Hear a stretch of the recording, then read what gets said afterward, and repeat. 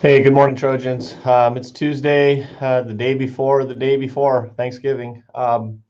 Just want to bring a couple things to light. We just finished a quarter, of course, and starting a new one. Going into day 7.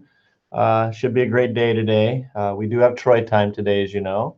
Not quite sure when you're going to watch this, but what I want to talk about is being a great intervention school. And we know that many of our kids come to us, whether they're coming to us from our feeder schools or from other districts. There's gaps, and the gaps are academic gaps are things we have to address as a school. When our kids come to us in a brick and mortar setting, the federal government basically gives us $1 million a year to do everything we can to level the playing field.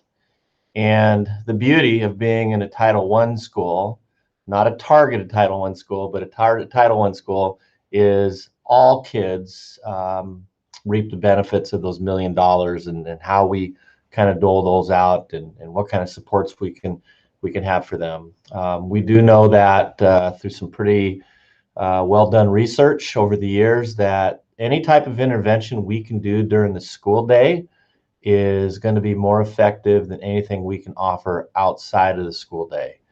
Now, as we know, the school day, the definition of the school day, for us, we have our bell schedule, or our learning schedule, our distance learning schedule. But the kids, the boundaries are a little bit different. And it's going to be case by case, home by home. We know that we have our time set aside. We have our 80 minutes per period. On Mondays, we got a little bit of a split shift going. And a great opportunity for intervention in the afternoon. If I'm a teacher, I'm going to make sure I'm at least making touches with those kids who aren't passing my classes. And depending on what, the size and the scalability of that is, if I've only got 10 kids under C minuses, I'm probably going to grab my C minus kids on down and make sure I'm touching base with them on Mondays. And that's really what one of the intents was for that time. In the last 2 days, I've had 2 students email me wanting to know why it's split, and I explained to them we're trying to lessen screen time for students who are getting the job done, and for teachers, and to create more flexibility in the schedule so that teachers can work with kids who aren't quite there yet. So that's what I'm using. That's what was explained to me. We know a lot of different pieces of data went into that. I know our teachers were just, looking for more time to manage the week, and that's another piece of it too. The other thing is, wanting to be a great intervention school, we have to look around and see what we have available. We have after-school tutoring, as you know. Kids can access that through links. I'm hoping you're sharing that link with them. We've shared it with them. I send it out in emails, videos, so our parents and our kids know about it, but we just got to keep coming at them with the link so they can take part in that.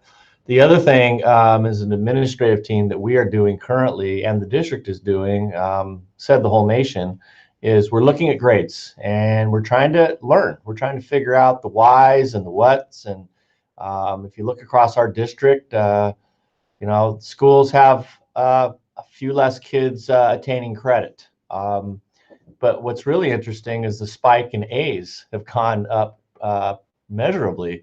And that makes me wonder why. I don't know why. That'd probably be an individual conversation with each student, each teacher. So I don't know. It's kind of cool, but that's gone up. So we've kind of increased our haves, and unfortunately we've increased our have-nots, which gets me back to my original point here. We want to be a school with great interventions. Many of our kids are struggling. Another thing we could do, and I'm asking the teachers right now who are not recording their synchronous lessons, that would be a first line intervention, because many of our kids, and I don't even know what many means. It could be 100, it could be 200, it could be 40. I don't know. Their day-to-days have to do with living in poverty. We have more kids living in poverty than 40. We know that. It's over half our school. It's probably getting near 70%, and it's probably climbing because of COVID-19. So we got a lot of families living in poverty. Some of it is first generation poverty. Maybe the parents ran into some really tough things, or maybe it's generational. And what starts happening in homes that that's one of their conditions is things like people and things they can control become more important than property, than money.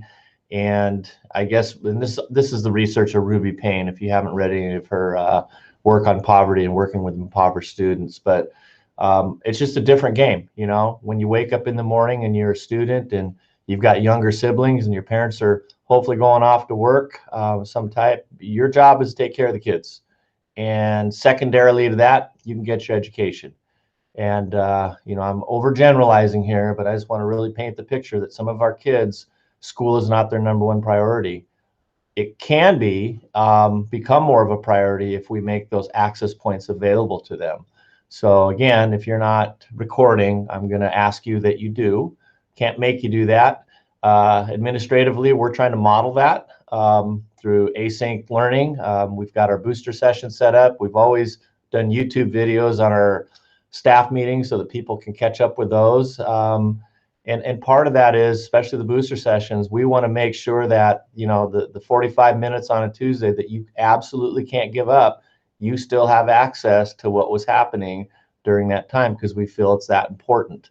No different than the lesson that you do, the labs you do, the activities you do, that if they're videoed, the kids can still experience it at midnight, on a Saturday, on a Sunday, at 3 in the morning, whenever they can squeeze the time in. And we have to give our kids that opportunity to do that. Speaking about grades, just real quick, we are going to have administratively, we're going to have conversations with teachers who from Q1, their kids' grades didn't come out so great. As a school, we had about a 20% F rate, which is about double of what would be considered, you know, the last 3 years, kind of what we came out with. Usually it's around 10 or 11%. Now it's at about 20. And we'll be setting up meetings with individual teachers just to have conversations, not about last quarter, because last quarter we can't do anything about, but maybe what things do we have in place. Want to make sure you're aware of everything we have in place for interventions, so that when we get to mid-quarter of Q2, we have more kids passing. You know, and I realize we can't do anything about the kids that just don't show up, but that's not a very large percentage. Most of our kids are showing up. Getting them to engage is kind of the big question mark. Are they engaging? Are they not engaging? And I know we're becoming more creative with how we're getting kids to do that. You know, the 3-minute meetings, kind of breaking down some barriers and figuring out ways to get kids to be assessed. That's the big thing. I would say that after Thanksgiving, you'll probably be starting getting emails from the admin team about setting up, you know, like 15-minute meetings individually, and we'll look at some Tableau data with you on the screen if we can get it to work. It gets a little wonky when you're on a Google Meet, or maybe we can send you a quick slideshow on last quarter, and then we can talk about some of the things that went on. I was looking at one of our teachers' grades yesterday, and there were 7 kids that failed, and all but one of them had really poor attendance. The one that didn't have poor attendance, that's a conversation I want to have with a counselor first to find out what's going on in that student's life. And then also I'll double back with the teacher to see what that teacher saw. I looked at his testing scores, and there was nothing from middle school, but in elementary, well, I guess 6th grade, that's still middle, that is middle school. The levels on the testing were 3s on a scale of 4. So actually the student, at least 3 years ago, was pretty capable. So we are really breaking it down. We are trying to do the best we can as an administrative team to look at things as granular as we can, because we're trying to figure out the whys and the whats and what can we do. We are all in this together, so I don't want anybody to like take this personal if we reach out that we want to talk to you through a Google Meet, or if you're in the building face to face. We're just trying to help our kids and help our teachers help our kids to the greatest of our abilities. We want to be a great intervention school because most of our kids come to Auburn High School needing interventions. And with COVID-19, there's never been a time where our kids have needed us more. And our ability to do anything with those millions of dollars, that $1 million is, it's challenging because the programs are usually right here in the school, and now we've got to take it to them virtually. So thanks for listening to me. I apologize if I droned on a little bit. I'm passionate about this. I want our kids to succeed. I want our teachers to feel successful with their kids. I think we're all aiming for the same finish line, and appreciate everything everyone's doing. Have a fabulous Thanksgiving. Have a great weekend. I hope you get some rest. We'll come back refreshed, and then we'll kind of count them down until winter break. Thanks, everybody. Have a great day.